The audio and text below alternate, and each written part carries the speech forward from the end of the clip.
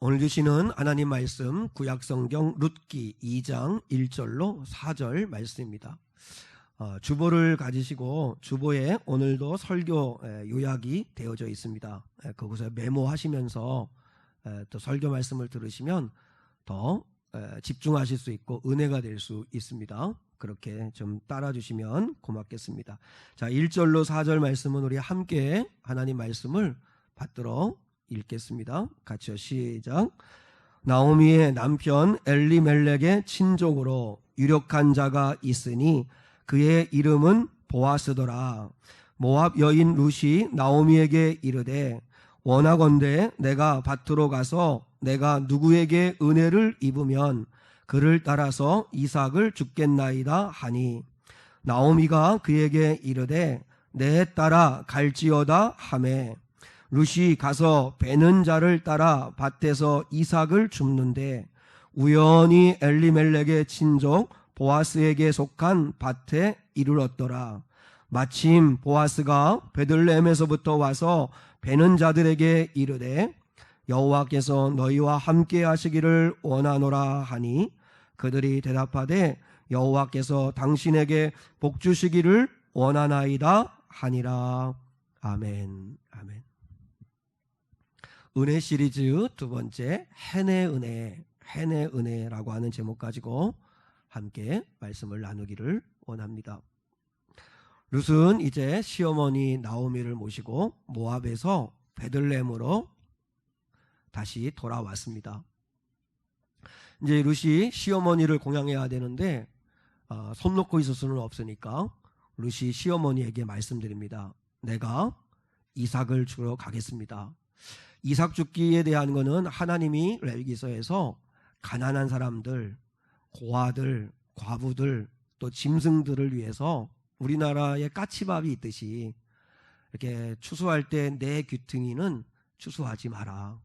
추수하다가 떨어뜨린 이삭은 다시 줍지 마라. 포도원의 포도 열매 다 따지 마라. 무화과 나무에 열매 다 따지 마라. 가난한 자들을 위한 양식을 좀 남겨두라고 하나님이 말씀하셨죠. 자, 그런 걸 보면 우리 하나님은, 구약의 하나님은 무서운 하나님이 아니라 정말 사랑의 하나님이시다 하는 걸 알 수 있습니다. 그래서 이제 이삭을 주우러 갑니다. 그런데 오늘 이삭을 주우러 가겠다고 말하는 이 룻의 태도가 참 아름답습니다. 저는 우리 성도들이 우리 여러분의 삶을 살아가는, 삶을 대하는 여러분의 태도가 오늘 룻의 태도와 같아야 한다고 생각합니다. 자, 우리 교재에도 있겠지만, 자, 우리 2절을 한번, 2절 말씀은 교재에 없는데요. 자, 성경을 한번 2절 한번 보겠습니다. 같이 한번 읽겠습니다. 시작. 모압 여인 룻이 나오미에게 이르되 원하건대 내가 밭으로 가서 내가 누구에게 은혜를 입으면 그를 따라서 이삭을 줍겠나이다 하니 나오미가 그에게 이르되 내 따라 갈지어다 하매. 자, 룻은 이렇게 말하지 않았다는 것입니다. 내가 이삭을 주우러 가겠습니다. 내가 이삭을 줍겠습니다. 이렇게 말하지 않았다는 것입니다. 뭐라고 말을 했냐면 내가 누구에게 은혜를 입으면 이삭을 줍겠나이다. 이렇게 이야기했다는 것입니다. 이삭을 줍는다는 이 행위, 최선을 다하는 행위는 믿는 사람이나 믿지 않는 사람이나 똑같이 해야 합니다. 그러나 중요한 건 하나님을 섬기는 사람들은 하나님의 은혜를 구한다는 것입니다. 내가 이삭을 줍겠나이다 하는 건 내 의지, 내 힘, 내 노력, 내가 하겠다는 거지만 내가 누구에게 은혜를 입으면 이삭을 줍겠나이다 라고 하는 이야기는 하나님께 은혜를 구하며 맡기는 태도입니다. 이 태도가 너무 아름다운 겁니다. 저는 이상한 성도들이 내가 자녀를 키운다, 내가 일을 한다, 내가 사업을 한다 이렇게 이야기하지 말고 하나님께서 허락하시면, 하나님이 은혜를 주시면 내가 이삭을 줍겠나이다. 이 고백이, 이런 삶의 태도가 저와 여러분에게 있을 수 있기를 축복합니다. 두 가지의 삶의 종류가 있습니다. 하나는 자수성가형입니다. 자수성가형. 자수성가. 내 손으로 집안을 일으키겠다, 세우겠다. 내 손으로 교회를 세우겠다. 내 손으로 자녀를 키우겠다. 자수성가형이죠. 그런데 우리 예수 믿고 하나님을 믿는 사람들은 주수성가형이 돼야 합니다. 주님의 은혜로 세운다. 주님이 도와주셔야 한다. 최선은 다해야 합니다. 최선은 다해야 되지만 그러나 우리는 주님의 은혜가 필요하다는 걸 인정하고 주님의 은혜를 구하는 성도들이 되셔야 합니다. 그래서 주님의 손으로 세워간다. 주님의 도우심이 없이는 안 된다 하는 이 믿음으로 주수성가형의 삶을 사는 거룩한 성도들이 될 수 있기를 축복합니다. 오늘 본문 룻기 2장에는 1절로 4절밖에 읽지 않았지만 2절과 10절과 13절에 은혜라는 말이 나옵니다. 자, 한 번 더 2절 시작. 모압 여인 룻이 나오미에게 이르되 원하건대 내가 밭으로 가서 내가 누구에게 은혜를 입으면 그를 따라서 이삭을 주겠나이다 하니. 자, 10절 시작. 룻이 엎드려 얼굴을 땅에 대고 절하며 그에게 이르되 나는 이방 여인이거늘 당신이 어찌하여 내게 은혜를 베푸시며 나를 돌보시나이까 하니. 13절이요. 앞부분만 시작. 룻이 이르되 내 주여 내가 당신께 은혜 입기를 원하나이다. 은혜가 나오는데 여기서 이 은혜가 히브리어로 헨입니다. 헨이라고 하는 히브리어입니다. 여러분, 은혜하면 그 히브리어에서 가장 많이 사용하는 것이 헤세드입니다. 헤세드 들어보셨죠? 그래서 헤세드 중창단, 헤세드 찬양단, 이렇게 헤세드라고 하는 게 은혜입니다. 은혜. 이 헤세드라고 하는 건 뭐냐면 하나님이 사람을 위해서 행하여 주시는 모든 행위를 일컬어서 헤세드라고 그럽니다. 하나님이 사람들을 위하여 행하시는 모든 일, 그게 헤세드입니다. 그러니까 우리는 헤세드 없이는 살 수 없는 거예요. 생각해 보세요. 이렇게 어김없이 2000년, 수천 년이 흘러오지만 낮과 밤이 늘 날마다 있는 것, 사계절이 있는 것, 지구와 자전과 공전을 하는 것, 태양과의 거리, 달과의 거리를 한결같이 지키는 것, 이건 하나님이 끝까지 계속해서 지금도 은혜의 손길을 붙들고 계시기 때문에 우리가 이렇게 사는 거죠. 요한계시록에 보면 하나님이 은혜의 손을 놓아버릴 때 그때 바다에서 3분의 1이, 땅에서 3분의 1이, 아니면 2분의 1이 죽게 되어진 일이 벌어지게 될 거라고 말씀하시는데, 그러니까 하나님의 은혜가 필요한 거죠. 우리 하나님의 헤세드로 사는 겁니다. 구원하여 주시는 은혜, 도와주시는 은혜, 용서해 주시는 은혜, 또 지켜주시는 은혜, 이 헤세드가 필요해요. 그런데 그 하나님의 헤세드, 하나님이 인간을 위해 행하시는 모든 일들, 헤세드 중에서 헨의 은혜가 있습니다. 헨의 은혜. 헨의 은혜는 조금 더 구체적으로 들어가는 건데, 이 헨의 은혜는 뭐냐면 하나님이 우리를 위하여 행하시는 게 은혜인데, 헤세드인데, 그 가운데 사람을 통해서 부어주신 은혜, 그게 헨의 은혜입니다. 헨의 은혜. 물론 하나님이 우리에게 응답하시거나 하나님이 우리를 구원하시거나 하나님이 우리를 도와주시려고 할 때, 그때 사람의 손길을 통해서 역사하시는 걸 우리는 헨이라고 합니다. 헨의 은혜라고 이야기하는 거예요. 헨의 은혜. 그래서 오늘 우리가 은혜를 사모해야 되는데, 지난주에는 잘 안 되는 것도 은혜였다 하는 이야기를 나누었습니다. 다 까먹으셨죠? 자, 그 다음에 오늘은 두 번째로 헨의 은혜를 구하자. 헨의 은혜를 구하자라고 우리가 함께 기도의 제목을 삼았으면 좋겠는데요.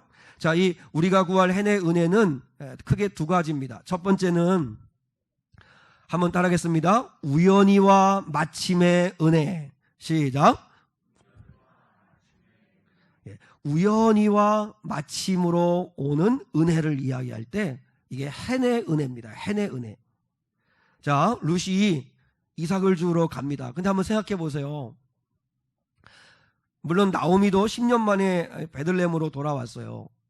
물론 발전 속도가 지금하고 수천 년 전하고는 정말 천지 차이겠죠. 그죠? 우리는 1년만 떠나 있고 한 달만 바뀌어도 그냥 건물이 그냥 하나씩 막 세워져 있고 길이 막 닦여 있고 막 그런 발전 속도를 가지고 있는데, 예전에는 그런 발전 속도가 없으니까 나오미는 그래도 베들레헴이 조금 익숙할 수 있을지만 모르겠지만 룻이라고 하는 여인은 모압 땅에서 낳고 자라서 거기가 전부인 줄 알고 살았는데 베들레헴으로 왔는데, 여러분 모든 게 낯설잖아요. 지형도 낯설죠. 베들레헴 사람도 낯설죠. 그리고 문화도 낯설죠. 모든 게 낯선데 룻은 가만히 있을 수 없으니까 시어머니를 돕기 위해서, 공양하기 위해서 이삭을 주우러 밭으로 가겠다는 거예요. 그런데 오늘 본문에 이게 쉬운 일이 아니잖아요. 엄밀하게 말하면 이삭을 주러 간다는 이야기는 구걸하러 가겠다는 거예요. 구걸하러. 그러니 젊은 여인이 무슨 봉변을 당할지, 어떤 일을 만날지도 모르는 그런 불안한 상황이잖아요. 그런데 하나님은 이렇게 역사하시죠. 자, 3절 보겠습니다. 3절, 우리 본문 3절입니다. 시작. 룻이 가서 베는 자를 따라 밭에서 이삭을 줍는데 우연히 엘리멜렉의 친족 보아스에게 속한 밭에 이르렀더라. 자, 처음부터 룻이 보아스의 밭을 알고 간 게 아니에요. 그러니까 룻은 추수하는 자들에게 양해를 구하는 거예요. 제가 그 추수하는 그 사이에서 떨어진 이삭을 주어도 되겠습니까? 이렇게 주인에게 여쭙고, 그래 주우라 이렇게 하면 주는 거예요. 근데 추수하는 자들에게 양해를 구하고 이삭을 주려고 하는데 형편이 여의치가 않은 거예요. 그래서 룻이 다른 밭으로 옮기는 과정에서 우연히 보아스에게 속한 밭에 오게 된 거예요. 그런데 다른 밭을 이제 이렇게 돌다가 보아스에게 속한 밭으로 왔는데 그때 마침 보아스가 그 밭으로 온 거예요. 자, 4절입니다. 4절 앞부분만 시작. 마침 보아스가 베들레헴에서부터 와서. 이제 보아스는 베들레헴 성읍에 사는 사람이잖아요. 그 성 안에 사는 사람인데, 그런데 추수밭에 온 거예요. 주인들이 추수밭에 자주 오지는 않아요. 맡겨놓는 건데, 그런데 추수밭에 어떻게 추수하고 있는가를 둘러보려고 보아스가 왔는데 마침 그때 룻이 그 보아스에 속한 밭에서 일을 해서 만나게 되는 거죠. 만나게 되는 것. 그래서 보아스에게 은혜를 얻어가지고 이제는 다른 밭으로 가지 말고 추수 끝날 때까지 네 밭에서 이삭을 주우라, 이렇게 허락을 받게 되는 거죠. 오늘 본문에 보면 우연히 룻은 갔는데, 그런데 마침 보아스가 와서 만나게 되죠. 이 마침이라고 하는 걸 우리가 다시 다른 말로 말하면 하나님의 카이로스라고 하는 것입니다. 카이로스. 이렇게 우리 시계가 똑딱똑딱 가듯이 이렇게 흘러가는 시간을 크로노스라고 합니다. 크로노스. 연대기를 크로니컬이라고 하잖아요. 이렇게 시간이 흘러가는 시간 속에 하나님이 간섭하시는 시간, 하나님이 응답하시는 시간, 하나님이 역사하는 카이로스 때가 있어요.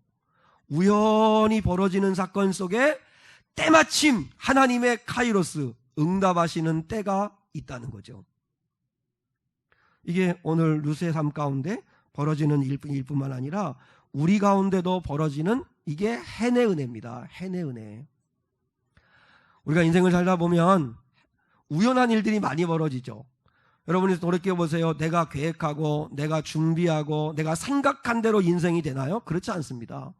변수가 많고, 그리고 또한 예기치 않는 일들이 많이 벌어집니다. 그게 우연한 해프닝입니다. 우연이라고 한 말은 해프닝이에요. 해프닝.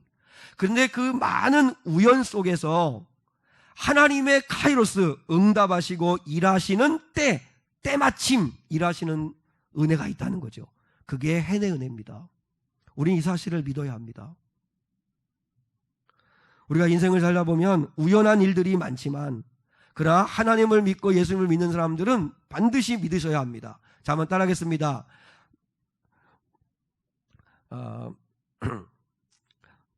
우리 삶에 벌어지는 많은, 자, 한번 따라해보죠.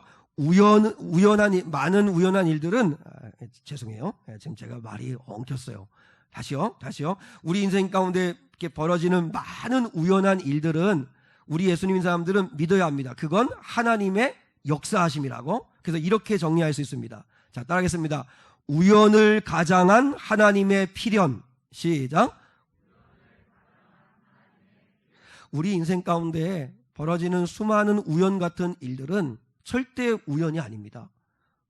하나님을 믿는 사람들에게는 해프닝은 없습니다. 그 우연 같은 일들이지만 그것은 우연을 가장한 하나님의 필연이라는 사실을 믿으셔야 합니다. 그래서 모든 사건 속에서 하나님은 카이로스를 가지고 계시고 하나님의 뜻을 가지고 계시다는 사실을 기억하셔야 합니다. 겸손하게요, 여러분의 삶을 한번 되돌아보시죠. 내가 계획하고 마음먹은 대로 모든 인생이 여러분 지금 다 풀려서 여기까지 이렇게 오셨습니까? 그렇지 않을 거요. 여러분이 청주라고 하는 이 땅에서 살게 된 거, 많은 우연들 가운데에서 인도하시는 하나님의 은혜가 있었기 때문이었고요. 우리 미래교회를 만나서 이렇게 여러분이 출석하고 신앙생활을 하는 것도 많은 우연과 우연 속에서 하나님의 인도하시는 마침의 은혜가 있었기 때문이었고요. 또 한번 생각해 보세요. 내 남편을 만난 거, 내 아내를 만난 거, 우연 같은 일이겠지만 그 우연 속에 반드시 하나님의 카이로스가 있었다고요. 하나님의 응답과 때가 있었다고요. 아유, 하나님이 원망스럽네, 이렇게 생각하실 수 있는지 모르겠지만 그렇게 말하면 저는 할 말은 없고 이 강단에서 빨리 내려가고 싶네요. 그 만남을, 하나님 주신 그 은혜의 자리를 여러분이 아름답게 소화해 가야 되죠. 그건 우리가 해야 될 몫이죠. 되돌아보면 우연과 마침의 이런 조합은 우리에게 계속 이루어지고 있다는 사실을 기억하셔야 합니다. 예를 들어 볼게요. 모세가 애굽왕 바로의 딸의 아들이 되는 일, 공주의 아들이 되는 일을 한번 생각해 보세요. 이제 모세의 어머니 요게벳이 더 이상 모세를 숨겨 키울 수가 없어서 갈대 상자에 요셉을 넣어놓고 갈대 숲에 올려놓았습니다. 그리고 누나 미리암을 통해 가지고 어떻게 되는가 지켜보라고 했습니다. 그런데 마침 그때 바로의 딸 공주가 나일강으로 목욕을 하러 옵니다. 나일강이 얼마나 길고 좋은 강이에요. 목욕할 장소가 거기만 있겠어요? 그런데 하필 모세가 놓여져 있는 갈대상자가 있는 그 갈대숲 근처로 목욕을 하러 와요. 그러면 왕궁에는 목욕시설이 없어가지고 거기로 왔겠어요? 그날 우연히 목욕하러 가고 싶은 마음에 나일강으로 왔는데 거기에 모세가 담겨있는 갈대상자가 있어요. 그리고요, 이제 공주가 행차했으니까 경호원들이 얼마나 많았겠어요. 그런데 경호원들의 눈에 먼저 갈대상자가 눈에 띄었으면 그러면 제거해버렸을 겁니다. 그러면 모세는 죽습니다. 히브리 아이니까. 그런데 바로의 딸에게 우연히 보입니다. 제일 먼저 보였어요. 가져오라. 그래서 그 갈대상자를 열었더니 마침 아이가 웁니다. 이 바로의 공주도 아들이 있는 어머니거든요. 그래서 모성애가 작동해서 그 아이를 자신의 양아들로 삼습니다. 물에서 건진 아이라고 모세란 이름을 붙여주어서 그 아이를 40년 동안 키웁니다.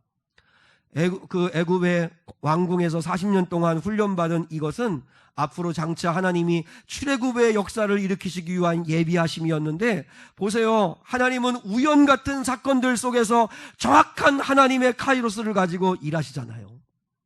에스더를 보세요. 유다인들이 다 죽게 되었습니다. 그런데 하만이라고 하는 사람은 모르드게는 그냥 죽이고 싶지 않았어요. 그래서 자기 집 앞마당에다가 높은 장대를 세워놓고 다음날 아침 일찍 왕에게 가서 모르드게의 목숨을 나한테 달라고, 이제 구할 참이었어요. 그런데 그날 저녁에, 그 전날 저녁에 왕이 잠이 오지를 않는 거예요. 이상하게 잠이 오지 않는 거예요. 왕이 잠이 오지 않으면 음주 가물을 즐길 수도 있고 뭐 여러 가지 일을 할 수 있어요. 뭐 레저를 즐길 수도 있고 할 일은 많아요. 그런데 하필 역대 일기를 가져오라는 거예요. 여러분, 일지가 뭐가 재미가 있어요? 일지 쓴 게 무슨 재미가 있겠어요? 그런데 역대 일기를 가져오라 명령했어요. 그리고 그 많은 역대 일기 가운데서 가지고 와서 그것을 펼쳤는데 마침 그게 모르드게가 왕을 살렸던 이야기를 기록된 내용을 보게 되잖아요. 여러분, 우리는 믿어야 합니다. 우연 같은 사건 속에 배후에 하나님의 카이로스 일하심이 있다는 사실을 믿으시는 저와 여러분 될 수 있기를 축복합니다. 그게 도우시는 하나님의 은혜가 해내 은혜입니다. 우연 같은데, 근데 이상하게 하나님의 도우시는 은혜가 있어요. 그래서 이 해내 은혜를 다른 말로 말하면 인도하시는 은혜, 도와주시는 은혜, 지켜주시는 은혜, 함께 하시는 은혜가 해내 은혜입니다. 하나님은 반드시 해내 은혜가 있습니다. 그래서 우리는 요셉과 같은 신앙 고백을 날마다 하면서 하셔야 합니다. 요셉이 창세기 50장 20절에서 이렇게 고백합니다. 당신들은 나를 해하려 하였으나. 생각해 보세요. 인생을 살다 보면 상상도 하지 못하는 이상한 일, 황당한 일, 어처구니 없는 일, 고통스러운 우연 같은 사건들을 만납니다. 그럼에도 불구하고 요셉의 신앙 고백이 뭐예요? 당신들은 나를 해하려 하였으나, 그냥 하나님의 마침의 은혜, 하나님의 카이로스의 은혜가 있다고 하죠. 하나님은 그것을 선으로 바꾸사. 믿으십니까? 하나님은 이 세상에서 악한 마귀가 이 세상이 우리를 우연한 일 같지만 고난, 고통, 어려움 가운데 우리를 치닫게 할 수 있지만 그럼에도 불구하고 하나님은 그것을 선으로 바꾸사 당신의 뜻을 이루어 가시는 해내 은혜를 부어주시는 하나님이심을 믿으실 수 있기를 축복합니다. 그래서 우리는 이런 삶의 태도를 가지고 살아야 합니다. 여러분 주보에 있는데, 자, 한번 이렇게 여러분 되뇌이시면서 일주일을 사시면 좋겠어요. 따라하겠습니다. 매사에 최선을, 범사에 감사를, 만사에 기도를. 믿습니까? 자, 매 순간마다 우리는 최선을 다해야 합니다. 어떤 일을 만나든지 최선을 다해야 합니다. 이삭을 열심히 주어야 합니다. 그런데 중요한 건 범사에 감사를, 주신 은혜에 감사해야 합니다. 그리고 제일 중요한 건 만사, 모든 일에 은혜를 구하셔야 합니다. 기도하셔야 합니다. 하나님의 도우시는 손길, 해내 은혜를 달라고, 해내 은혜를 달라고. 그러면 내가 계획하고 생각한 것보다 그 이상으로 당신들은 나를 해하려 했지만 하나님은 그것을 선으로 바꾸시는 해내 은혜를 부어주신다는 사실을 믿을 수 있기를 축복합니다. 두 번째, 하나님의 해내 은혜는 만남을 통해서 온다는 사실을 기억하셔야 합니다. 당연한 거 아니겠어요? 해내 은혜는 사람을 통해서 은혜가 오는 거니까 만남이 중요하겠죠. 만남. 하나님이 우리에게 은혜를 주실 때, 하나님이 우리에게 도움을 주실 때 반드시 하나님은 만남을 주신다는 사실을 기억하고 어떤 만남이든지 예수 믿는 사람들은 소중히 여겨야 합니다. 그 만남을 가치 없게 생각하지 마세요. 누가 하나님이 보내신 해인지 몰라요. 누구를 통해서 하나님이 은혜를 주실지는 몰라요. 그래서 우리는 만남을 소중히 여겨야 합니다. 자, 그러면 룻기의 주인공은 룻이니까 룻에게 하나님이 주신 만남의 은혜가 무엇인가를 생각하려고 하는데, 하나님께서 룻에게 만남의 은혜를 주신 사람은 세 부류입니다. 하나는 시어머니 나옴이고, 둘째는 베들레헴 주민들이고, 세 번째는 보아스입니다. 근데 세 번째 보아스는 다음 주에 이야기하려고 합니다. 오늘은 룻에게 하나님이 해내 은혜, 만남의 은혜를 주셨는데, 첫 번째는 시어머니 나오미를 만난 은혜입니다. 사실 시어머니 나오미를 만나서 힘든 것도 있었습니다. 그죠? 시아버지 돌아가셨죠. 그리고 자기 남편 죽었죠. 갑자기 두 가부만 남았는데 경제적으로 곤핍하게 되었죠. 너무 힘들었어요. 그럼에도 불구하고 룻이 나오미를 만난 게 왜 축복인 줄 아십니까? 왜 축복일까요? 하나님을 만났기 때문입니다. 시어머니 나오미를 통해서 하나님을 만났습니다. 저는 우리 사랑하는 성도들이, 부모님들이 자녀들에게 대단한 것을 못 물려주고 대단한 것을 남겨주지 못하고 그런다 해도, 야, 나는 왜 이렇게 무능한 부모일까, 나는 이렇게 능력이 없는 부모일까 자책하지 마시고, 믿는 부모님을 통해서 여러분의 자녀가 하나님만 만날 수만 있다면 그 아이는 가장 복 있는 자가 될 수 있다. 그 은혜와 복을 구하십시오. 룻은 시어머니 나오미를 만나서 여호와 하나님을 만나는 복을 받았습니다. 저는 우리 주한이와 주영이와 영준이와 성주가 고모부를 만나고 고모를 만나고 부모님을 만난 게 다른 것보다 하나님을 만나는 그런 복이 임했으면 좋겠어요. 원래 룻은 모압 여인이니까 그는 모압의 신 그모스 신을 섬기는 여자였습니다.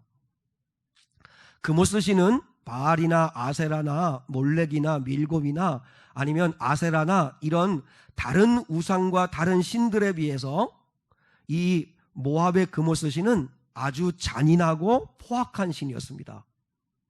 그래서 이 그모스 신을 섬기는 사람들에게 신앙관이 하나 있었는데 아주 끔찍한 신앙관이 하나 있어요. 무슨 신앙관이 있냐면 유아 인신 제사라고 하는 끔찍한 신앙관이 있어요.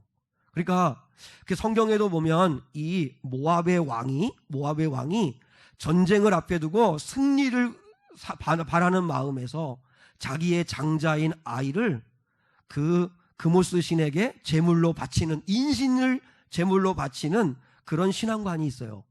언제 이런 그 인신을 바치냐면 간절한 서원을 가지고 그모스 신에게 제사할 때, 아니면 그모스 신에게로부터 어떤 저주를 받아 저주를 풀어야 할 때, 그때 자기의 자식을 제물로 바치는 거예요.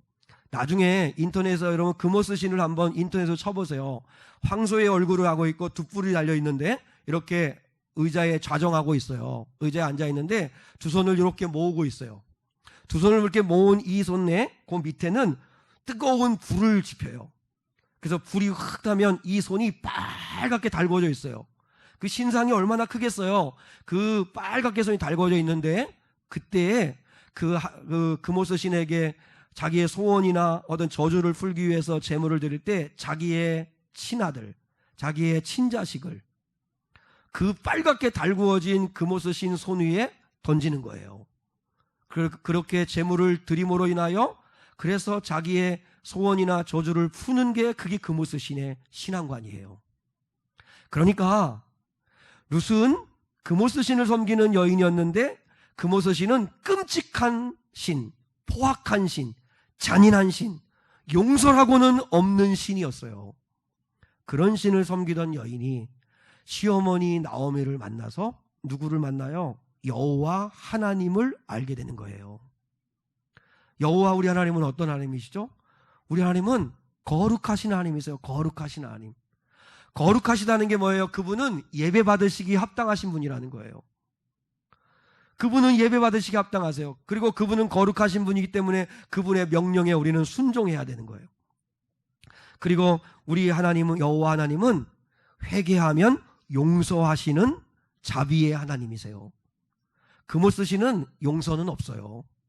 죄값만 혹독하게 치르게 하시는 신이에요. 근데 우리 하나님은 인격적인 하나님, 사랑의 하나님이에요. 그래서 용서를 구하면 용서해 주시는 하나님, 자비와 인애가 풍성하신 하나님이세요. 믿습니까? 저는 우리 하나님이 좋은 게 뭐냐면 우리 하나님은 인격적 하나님이라는 거예요. 인격적이라는 게 뭐죠? 마음과 마음을 나눌 수 있다는 거예요. 그리고 서로 대화할 수 있다는 거예요. 내가 지금 힘들어요. 내가 지금 지쳤어요. 내가 너무 괴로워요. 마음을 쏟아놓을 수 있고 말씀을 드리면 그분은 들으시고 그분은 또 내게 말씀하시면 나는 듣는 인격적 관계가 이루어질 수 있는 하나님. 너무 좋은 하나님이죠. 그리고 우리 하나님은 구원의 하나님이세요. 구원의 하나님. 구원이 뭐예요?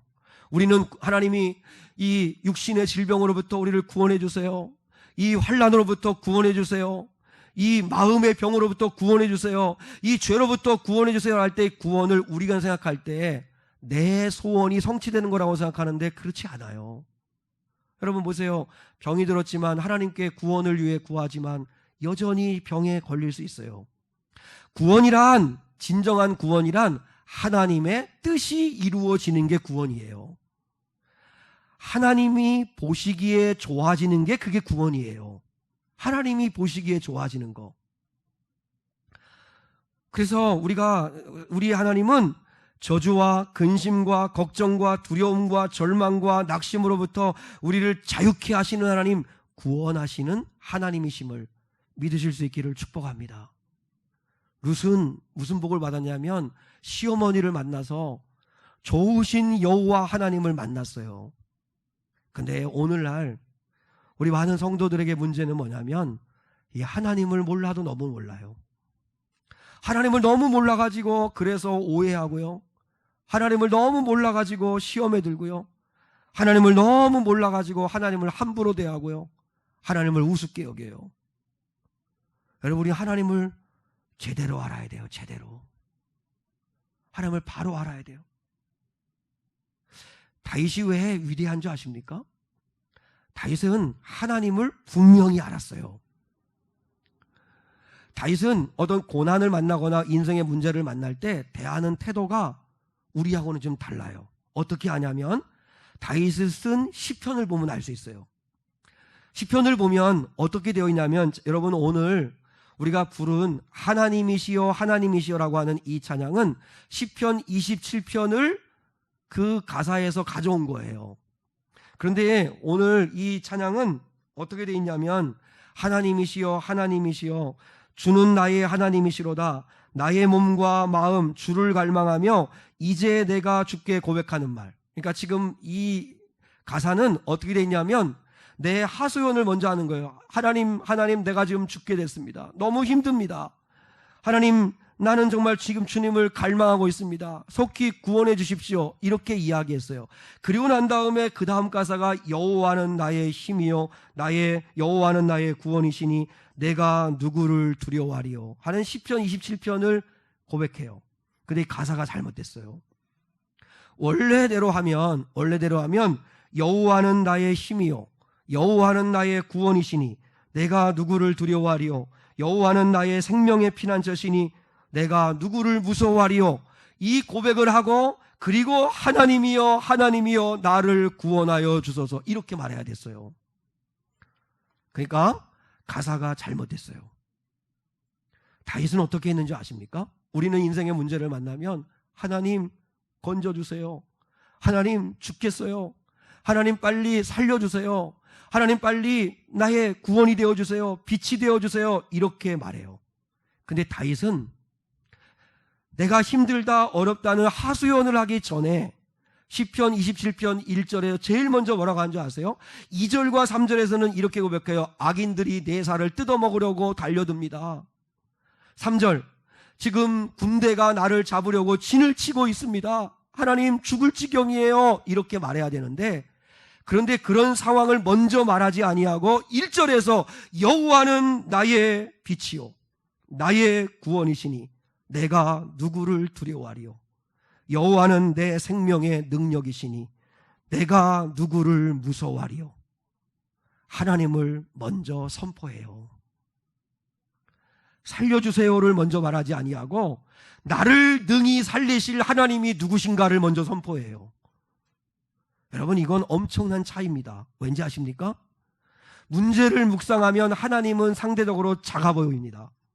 근데 하나님이 누구신가? 내가 믿는 하나님은 누구이신가를 고백하고 묵상하면 문제는 상대적으로 작아 보입니다. 다윗은 하나님을 먼저 선포해요. 자 보세요. 시편 23편 아주 유명한 시잖아요.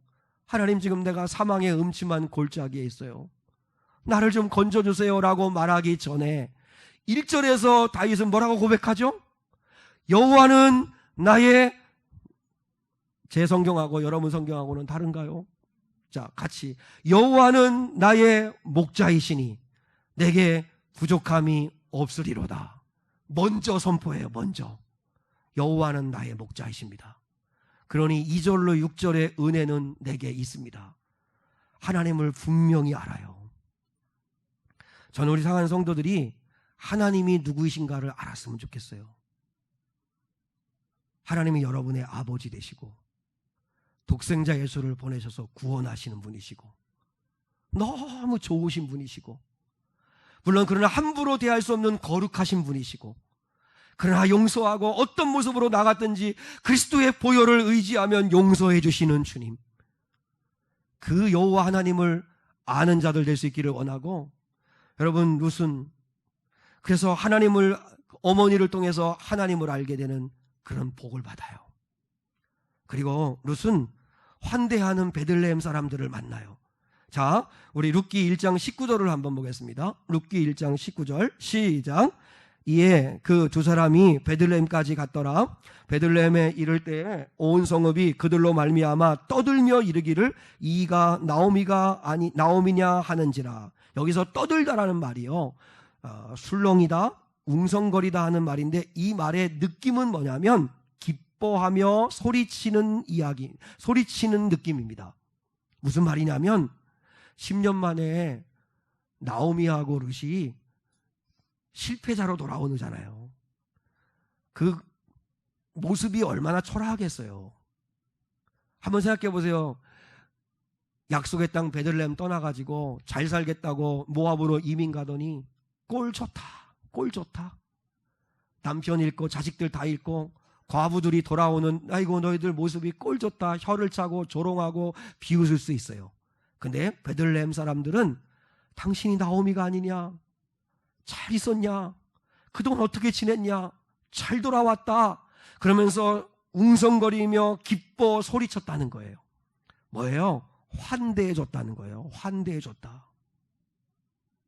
저는 이 베들레헴 사람들이 이게 교회 공동체라 믿습니다. 교회가 이래야 합니다. 교회는 실패자가 오는 곳이죠. 상한 사람들이 와야 되죠.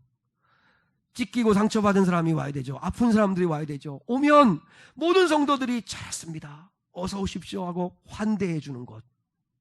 정죄하고 판단하는 게 아니라 어쩌다가 그렇게 됐냐 이러면서 여러분 들추는 게 아니라 환대해 주는 것. 그리고 자 4장 14절 주보에도 있어요. 이 성경 인용하는 거는. 자 4장 14절도 한번 보세요. 4장 14절 주보에 시작. 여인들이 나오미에게 이르되 찬송할지로다 여호와께서 오늘 내게 기업 물을 자가 없게 하지 아니하셨도다. 이 아이의 이름이 이스라엘 중에 유명하게 되기를 원하노라. 4장 14절에 여인들은 1장 19절에 베들레헴 사람들과 동일인들입니다. 그들이요 이제 룻이 보아스라는 남편 만나서 오벳이라고 하는 아들을 낳았어요. 그 아이를 나오미 시어머니에게 안겨주었을 때 이 베들레헴의 여인들이, 베들레헴 주민들이 내일처럼 기뻐하면서 뭐라고 그래요? 찬송할지로다, 찬송할지로다. 여호와께서 오늘 네게 기업 물을 자가 없게 하지 아니하였도다. 이 아이의 이름이 이스라엘 중에 유명하게 될지어다. 자기 자식도 아니에요. 근데 나오미가 낳은 그 손주이며 룻이 난 그 오벳이라는 그 아이를 보면서 기쁜 일을 내일처럼 같이 기뻐해요. 그게 교회 아니에요? 그게 교회여야 되잖아요. 아픈 사람이 오면 같이 아파해주고, 기쁜 일이 있으면 같이 기뻐해주고, 시기하고 질투하는 게 아니라 서로 마음을 나누면서 기뻐해주는 것. 이 베들레헴 사람들이 보여준 이 모습이 오늘날 아름다운 공동체 교회의 모습이어야 되고, 룻이 헨의 은혜, 만남의 은혜가 뭔지 아세요? 시어머니를 통해 여호와를 만났다면 베들레헴 사람들을 통해 좋은 공동체를 만난 거예요. 좋은 교회를 만나는 복을 받은 거예요. 저는 우리 교회가 좋은 교회였으면 좋겠어요. 사람이 많고 적음을 떠나서 좋은 교회였으면 좋겠어요. 좋은 교회라면 어떤 교회가 좋은 교회일까요? 여러분이 좋은 사람이어야 더 좋은 교회예요. 그래서 우리 꿈을 꿨으면 좋겠어요.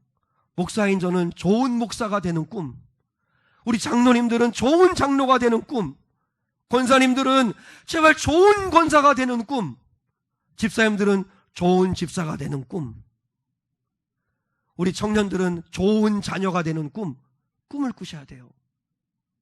좋은 성도가 되시면 우리 교회는 좋은 교회가 될 수 있어요.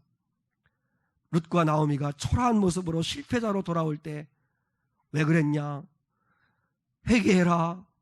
하나님 앞에 뭐 잘못한 거 아니냐? 정죄하지 아니하고 끌어안아주고 환대해주고 환영해주고, 그리고 그 나오미와 룻의 가정에 기쁨이 생기니까 내일처럼 찬송해주고 함께 기뻐해주고, 너무 아름답지 않아요?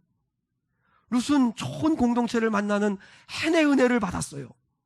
저는 우리 교회를 추석하는 성도들이 그런 헨의 은혜를 누릴 수 있으면 좋겠어요. 근데 여러분, 우리 하나님 아버지 앞에 하나님, 우리 자녀들이 아니면 제가 좋은 만남, 좋은 헨의 은혜를 받았으면 좋겠어요 하고 기도하는 것도 좋지만, 더 큰 꿈은 내가 누군가에게, 나를 만난 그 누군가가 나 때문에 복이 되고 나 때문에 행복해질 수 있다면 나는 누군가에게 헨이 되는 거예요. 나는 누군가에게 좋은 사람이 되는 거 아니에요? 여러분, 어려운 상황 가운데도 저는 우리 교회 성도들을 생각하면 참 힘써서 11조들을 하신 거에 대해서 참 감사하게 생각합니다. 11조를 못하신 성도들은 그 11조를 할 수 있는 믿음과 마음이 있었으면 좋겠고요. 저는 우리 청년들도 마찬가지입니다. 청년들에게 정말 도전하고 싶은데 하나님께 심어야 거둘 게 있습니다. 지난 주간에 우리 주영이가 2달 월급 받았다고 7만 7천 원 11조를 보내왔습니다. 물론 제가 보내라고 그랬지만 그래도 또 기쁘게 보냈어요. 왜냐하면 원래는 자기가 출석하고 은혜 받는 그 교회 11조를 해야 되는데 지금 코로나 때문에 목사님이 그 부대에 와가지고 한 10명, 15명 이렇게 모여가지고 그냥 중대별로, 연대별로 조그맣게 예배를 드려서 11조를 할 수가 없대요. 그래서 그동안은 그러면 보내라. 그래서 11조를 보냈어요. 저는 우리 아이들한테 11조 해야 된다, 감사예물 해야 된다 강조한 이유는 딱 하나입니다.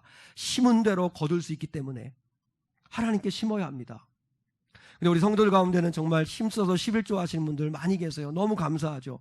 그래서 그런지 코로나 바이러스로 많은 교회가 어렵다고 하는데 우리 교회는 재정이 좀 여유가 있게 생겼어요. 처음 있는 일이에요. 13년 만에. 왜 이런 코로나 바이러스로 해가지고 힘들 때 왜 하나님이 우리에는 재정에 조금 여유를 주셨지? 전 새벽 기도하는데 늘 불안하더라고요. 가만히 있어도 되나? 이거 가만히 있어도 되나? 그러다 보니까 기도하다가 무슨 생각이 들었냐면 그 남은 재정의 11조 정도는 흘려보내야 되겠다는 생각이 들더라고요. 그래서 우리 교회에서 선교하는 좀 미자립 교회, 약한 교회에 선교비로 일부 흘려보냈어요. 그리고 난 다음에 한 목사님으로부터 제가 답장을 받았어요. 목사님 감사합니다. 주님의 은혜와 사랑 안에서 항상 기도해 주시면서 마음 써주셔서 감사합니다. 정말 큰 힘이 됩니다. 힘든 시기지만 주님의 돌보심을 다시 한번 느끼면서 힘을 다하여 달려가 보겠습니다. 감사합니다. 저는 그분의 문자를 보고 제가 너무 은혜를 받았어요. 우리 교회가 그분에게 헨이었구나. 그분은 너무 힘들고 어려우니까 주님이 나를 잊으셨나? 왜 역사해 주지 않으시나 하는데 생각하지도 않았던 교회로부터 물론 큰 액수는 아니지만 선교비를 받으면서 주님이 나를 기억하고 계시는구나. 주님이 나를 아시는구나. 주님의 사랑의 손길로 느꼈다는 거예요. 그래서 다시 힘을 내서 달려가 보겠다는 거예요. 너무너무나 감사하죠. 너무너무나 감사한 일이죠. 우리 교회가 누군가에게 헨이 되었구나. 누군가에게 사랑의 손길이 되었구나. 전을 향하는 성도들이 누군가에게 사랑의 손길이 될 수 있기를 주님의 이름으로 축복합니다. 그게 헨의 은혜를 나누는 겁니다. 여러분 잠언 11장 25절 주보해 보시죠. 잠언 11장 25절 시작. 구제를 좋아하는 자는 풍족하여질 것이요 남을 윤택하게 하는 자는 자기도 윤택하여 지리라. 아멘. 정말 믿으시기를 바랍니다. 남을 윤택하게 하는 자가 자기도 윤택하게 됩니다. 여러분 하나님의 복을 받고 싶으세요? 구제를 좋아하는 자가 풍족하여질 것이라. 믿으십시오. 구제하고 하면 부족해질 것 같죠? 아니요. 하나님의 헨의 은혜가 임해서 더 채워집니다. 남을 윤택하게 하면 남을 살리면 내가 삽니다. 하나님의 약속입니다. 하나님의 약속. 지금도 하나님의 헨의 은혜는 계속 흘러가고 있습니다. 여러분 루스의 삶의 태도를 배우십시오. 하나님 이삭 죽겠습니다가 아니라 은혜를 입으면 이삭 죽겠습니다. 이 은혜를 구하는 태도. 그러면 하나님은 우연 같지만 하나님의 정확한 때에 맞는 카이로스로 채워주시는 은혜, 변화시키시는 은혜 주실 거고, 그리고 만남의 은혜를 통해 하나님을 알게 되고 또 좋은 공동체를 만나는 그런 은혜를 주실 겁니다. 여러분 자녀들을 위해 좋은 만남을 달라고 기도하시되 더 나아가 나를 만나는 그 누군가가 내가 하나님의 손길이 되고 하나님의 헨이 될 수 있게 달라고 그렇게 기도하는 저와 여러분 될 수 있기를 주님의 이름으로 축원합니다.